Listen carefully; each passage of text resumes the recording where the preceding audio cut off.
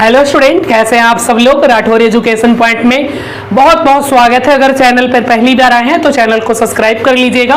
बिहार पारा मेडिकल 2025 का फॉर्म कब आएगा, कौन कौन से लोग एलिजिबल होंगे, यानी कौन कौन से लोग इस फॉर्म को भर सकते हैं, पारा मेडिकल में कौन कौन से कोर्सेज आते हैं और एग्जाम फॉर्म फी कितना लगेगा और इसका एग्जाम कब होगा, काउंसलिंग कब होगा, पूरी जानकारी हम देने वाले हैं। तो वीडियो को आप पूरे अंत तक देखिएगा और अगर चैनल पर पहली बार आए हैं तो चैनल को सब्सक्राइब भी कर लीजिएगा। सबसे पहले हम बात करें कि बिहार पारा मेडिकल 2025 का फॉर्म कब आएगा।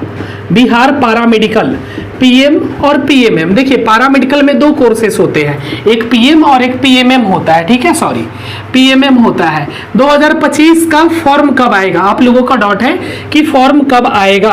तो देखिए प्रत्येक साल बिहार पारा मेडिकल और पारा मेडिकल मैट्रिक और पॉलिटेक्निक सबका फॉर्म एक साथ ही आता है और इस परीक्षा को आपका डीसीईसी के अंतर्गत आता है और ये परीक्षा लेता है आपका बीसीसी बोर्ड, बीसीसी, ठीक है, बीसीसी। तो इसका जो फॉर्म है वो आपके अप्रैल के सेकंड वीक में आता है, सेकंड वीक में आ जाएगा, एकदम कंफर्म सेकंड वीक में आ ही जाएगा आपका। एग्जाम की बात करें कि आपका एग्जाम कब होता है, तो आपका एग्जाम जो है वो आपका जून के लास्ट वीक में होता है, ठीक है, जून के लास्ट वीक में होगा, लास्ट वीक में। जैसे हर वर्ष का रिकॉर्ड है कि लास्ट वीक में होता है आपका, 20 जून के बाद कभी भी हो सकता है, 20 जून के बाद ही होगा, उसके पहले नहीं होगा। 20 जून के बाद कभी भी, 20 जून के बाद, 20 जून के बाद 2025 में आपका होगा, ठीक है।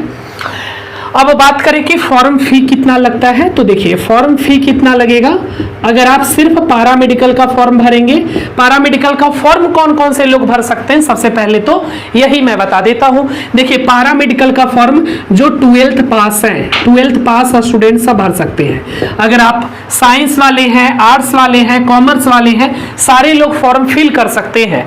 पर देखो अगर कोई बायोलॉजी का स्टूडेंट है, अगर 12th बायोलॉजी से पास किया है, बायोलॉजी से पास किया है, बायोलॉजी से पास किया है, तो वो सारे पारा मेडिकल का फॉर्म सब लोग भर सकते हैं। पर जो बायोलॉजी वाले हैं वो सभी कोर्स के लिए अवेलेबल होते हैं, ऑल कोर्सेज के लिए, ऑल कोर्स के लिए, ठीक है। पारा मेडिकल में बहुत सारे कोर्सेज होते हैं। एग्जाम्पल के लिए मैं आपको बता दूं, जैसे जीएनएम नर्सिंग होता है, एएनएम नर्सिंग होता है, इसके अलावा आपका डीएमएलटी होता है, डीओटी होता है, ओटी इसको बोलते हैं ओटी टेक्नीशियंस, आपका फिर रेडियोलॉजी होता है, रेडियोलॉजी कोर्स होता है, तो मैं डायरेक्ट ही लिख देता हूँ रेडियोलॉजी होता है। फिर आपका एसीजी टेक्नीशियंस होता है, सैनिटरी इंस्पेक्टर होता है, सैनिटरी इंस्पेक्टर होता है, और भी बहुत सारे कोर्सेस है, ठीक है। आपका फिर ओटी हो गया ना, डीएमएलटी हो गया, फिजियोथेरेपी होता है, फिजियोथेरेपी होता है, फिर आपका डेंटल मैकेनिक्स होता है, डेंटल हाइजेनिस्ट और मैकेनिक्स दोनों हो जाएगा आपका। फिर क्या हो जाएगा, लैब टेक्नीशियन हो गया, डीओटी, रेडियोलॉजी, और भी बहुत सारे कोर्सेस है। फार्मेसी है, फार्मेसी हो गया आपका, और क्या हो जाएगा सर, और भी देखो लगभग 16-17 कोर्सेस होते हैं, ठीक है। मेरे को याद नहीं आ रहा है, याद आ रहा है बट कहते ना कि पेट में है, दिमाग में नहीं आ रहा है चलिए ठीक है। और आपका क्या हो जाएगा मैं बता देता हूँ, फार्मेसी, डेंटल, फिजियोथेरेपी है ना, रेडियोलॉजी, एक्सरे टेक्नीशियंस हो जाएगा, एक्सरे हो जाएगा है ना, और क्या हो जाएगा, और फिर आपका ऑफ्थैल्मिक असिस्टेंट हो जाएगा। ऑफ्थैल्मिक असिस्टेंट आई वाला होता है और एक आई का होता है, ऑफ्थैल्मिक है, एक आपका हड्डी का होता है, ऑर्थोपेडिक्स होता है, ऑर्थोपेडिक होता है, ठीक है। इस प्रकार से 16-17 कोर्सेस होते हैं। अगर आप बायोलॉजी के स्टूडेंट हैं तो ऑल कोर्सेज के लिए आप अवेलेबल रहेंगे, आप मतलब कोई भी कोर्स कर सकते हैं। पारा मेडिकल का फॉर्म भरेंगे, एंट्रेंस एग्जाम देंगे और आप सभी कोर्सेस में चॉइस फिलिंग करवा सकते हैं, इसमें से आपको जो मन करे करवा सकते हैं। मैथ वाले स्टूडेंट अगर गर्ल्स है, ध्यान देना, अगर कोई गर्ल्स है, लड़की है, तब तो वो एएनएम नर्सिंग कर सकते हैं और साथ में फार्मेसी कर सकते हैं, एएनएम और फार्मेसी कर सकते हैं, जो मन करे कर सकते हैं। अगर कोई बॉयज है मैथ का, अगर कोई बॉयज है, अगर मैथ का कोई लड़का है, बॉयज है तो वो सिर्फ फार्मेसी कर सकता है। पहले ऑफ्थैल्मिक भी कर सकता था बट वो हट गया है।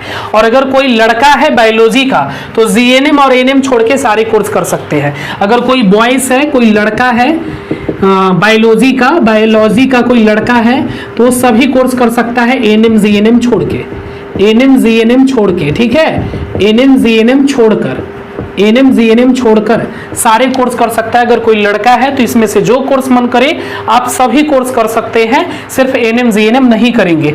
अब सवाल रहा आर्ट्स वाले का कि कोई अगर आर्ट्स का स्टूडेंट है तो क्या वो फॉर्म भर सकता है? हाँ, आर्ट्स वाले भी भर सकते हैं, कॉमर्स वाले भी भर सकते हैं, पर इनको सिर्फ एनएम नर्सिंग मिलेगा। कौन सा नर्सिंग? एनएम नर्सिंग मिलेगा। ये भी बहुत अच्छा नर्सिंग का कोर्सेस माना जाता है और इसकी वैकेंसी भी बहुत अधिक मात्रा में आती रहती है, ठीक है। तो ये कोर्सेस कर सकते हैं आर्ट्स वाले और कॉमर्स वाले। साइंस वाले का मैंने बता दिया कि जो साइंस की लड़की है, मैथ अगर ली है, अगर उनका सिर्फ मैथ है, अगर एडिशनल भी बायोलॉजी है तो फिर आप सभी फॉर्म भर सकते हैं। अगर कोई लड़की है, ध्यान देना, ध्यान देना मेरी बातों को, मैं क्या बोल रहा हूँ।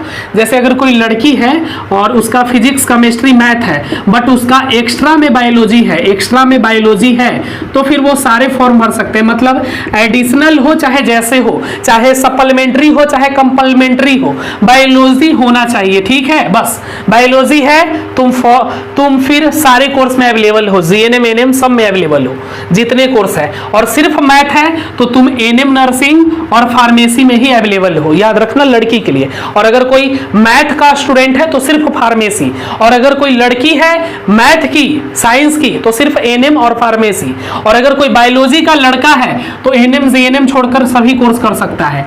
एनएम और जीएनएम छोड़ के सभी कोर्स कर सकता है, याद रखिएगा। अगर कोई लड़का है और बायोलॉजी का लड़का है, फिजिक्स केमिस्ट्री बायोलॉजी है 12th में, तो एनएम जीएनएम नर्सिंग छोड़ के आप सभी कोर्सेज को कर सकते हो, ठीक है। और कोई डाउट तो नहीं होगा एनीबॉडी किसी का? मैंने सारा कुछ आपको समझा दिया। अब हम लोग बात करेंगे आगे एग्जाम पैटर्न की। फॉर्म फी कितना लगेगा मैं बता देता हूं। फॉर्म फी कितना लगेगा आपको, देखिए,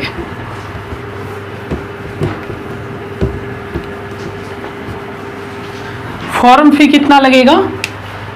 अगर आप पैरामेडिकल का फॉर्म भरेंगे तो आपको 750 लगेगा। अगर आप पीएमएम दोनों का फॉर्म भरेंगे तो 850 लगेगा। और अगर आप पीएमएम और पीई यानी पॉलिटेक्निक का भी भरेंगे तो आपको 950 लगेगा। ये तो फॉर्म की बात हो गई, ठीक है। और साइबर वाला अपना 50-100 रुपया जितना ले उसकी मर्जी। तो ये तो आपका फॉर्म फी हो गया। अब हम लोग बात कर ले पैटर्न क्या होगा, है ना। एग्जाम पैटर्न क्या होगा और तैयारी कैसे होगा। एग्जाम पैटर्न क्या होगा, चलिए एग्जाम पैटर्न क्या होगा। लैंग्वेज हिंदी और इंग्लिश दोनों मीडियम में आपका क्वेश्चन रहेगा। कुछ लोगों का डाउट होगा, क्वेश्चन हिंदी और इंग्लिश दोनों मीडियम में रहेगा। इसमें निगेटिव मार्किंग नहीं होती है। पैरामेडिकल में कोई भी निगेटिव मार्किंग नहीं होता है, निगेटिव मार्किंग नहीं होता है। क्वेश्चन आपका हिंदी और इंग्लिश दोनों मीडियम में रहेगा। क्वेश्चन हिंदी और इंग्लिश बाइलैंग्युअल रहेगा, ठीक है। हिंदी इंग्लिश दोनों मीडियम में रहेगा। ये सब डॉट पी आपका क्लियर। निगेटिव मार्किंग नहीं होता है, ठीक है, नो निगेटिव मार्किंग इसमें नहीं होता है। क्वेश्चन जो होगा हिंदी और इंग्लिश दोनों मीडियम में रहेगा। और क्या डाउट है आप लोग का, पैटर्न। तो देखिए एग्जाम पैटर्न आपका साइंस में आपका 25 क्वेश्चन पूछेगा, इंग्लिश में आपका 15 क्वेश्चन पूछेगा, हिंदी में आपका 15 क्वेश्चन पूछेगा, हिंदी में 15 क्वेश्चन पूछेगा। इसके अलावा इंग्लिश, हिंदी, साइंस, मैथ में आपका 15 क्वेश्चन रहेगा, मैथ में 15 रहेगा। और जीके में आपका 20 क्वेश्चन रहेगा। टोटल कितना हो जाता है, अगर जोड़ोगे तो टोटल 90 क्वेश्चन रहेगा, याद रखिएगा।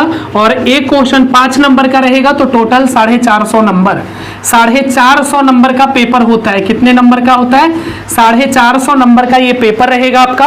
और सिलेक्शन की बात करें कितने नंबर लाने पर सिलेक्शन हो जाएगा, तो अगर आप जीएनएम नर्सिंग करना चाहते हैं तो ये कैटेगरी पर डिपेंड करता है।